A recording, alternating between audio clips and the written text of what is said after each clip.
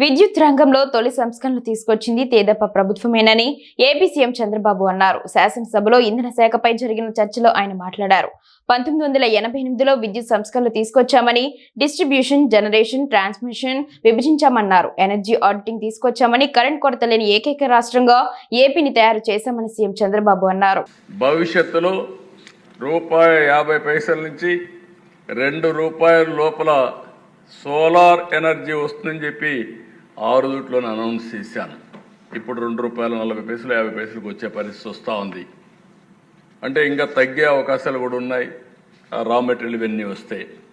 అయితే ఆ దిశ 2019-24 ఒక మాటలో చెప్పాలంటే మళ్ళీ చీకటి రోజులు ప్రారంభమైనాయి.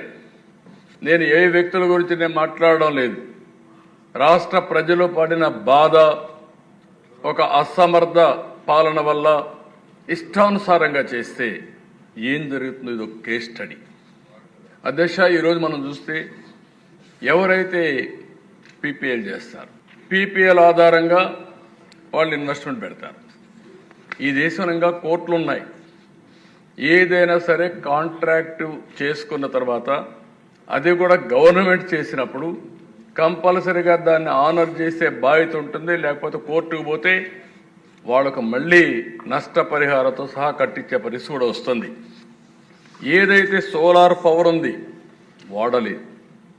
వాడకుండా ఇష్టానుసారంగా చేస్తే ఇప్పుడే రవికుమార్ గారు చెప్పారు.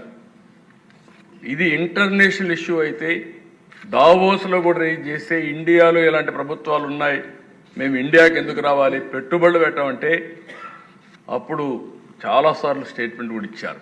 ఆనాటి ఫైనాన్స్ మినిస్టర్ కానీ పవర్ మినిస్టర్ వీళ్ళందరూ మాట్లాడే పరిస్థితికి వచ్చారు. వితండవాదంతో ఎగోయిస్టిక్గా కావాలని నెపాలేసి అవినీతి ఆరోపణలు చేసి వాడకుండా చేస్తే దిశ హైకోర్టు ముట్టుకాయలేసి ఒక ఆర్డర్ ఇచ్చారు. ఏదైతే నువ్వు వాడవలసిన కరెంటు నువ్వు తీసుకోలేదు, కానీ వాళ్లకు ఏదైతే 2 ఉంటాయి అధ్యక్ష ఇక్కడ, ఒకటి ఆపరేషనల్ కాస్ట్, ఒకటి క్యాపిటల్ కాస్ట్.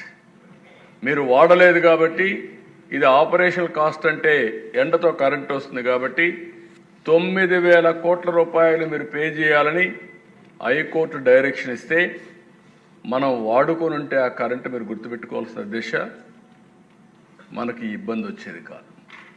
9,000 కోట్ల రూపాయలు పే చేశారు. ఊరికే వచ్చే కరెంటు, ఎండతో వచ్చే కరెంటు. ఒక వ్యక్తి ఎగో ప్రాబ్లంకి ఈ రాష్ట్రం 9,000 కోట్ల రూపాయలు పే చేసే పరిస్థితి వచ్చిందంటే బాధ అయితే అధ్యక్ష. ఇది పబ్లిక్ పాలసీ, ఇది జవాబుదారీ తనమని అడుగుతున్నా, నేను ఆన్సర్ చేయమంటున్నా. ప్రజలకు అర్థం కావాల్సిన అవసరం ఉంది. 9,000 కోట్లు పే చేసే పరిస్థితికి వచ్చారు.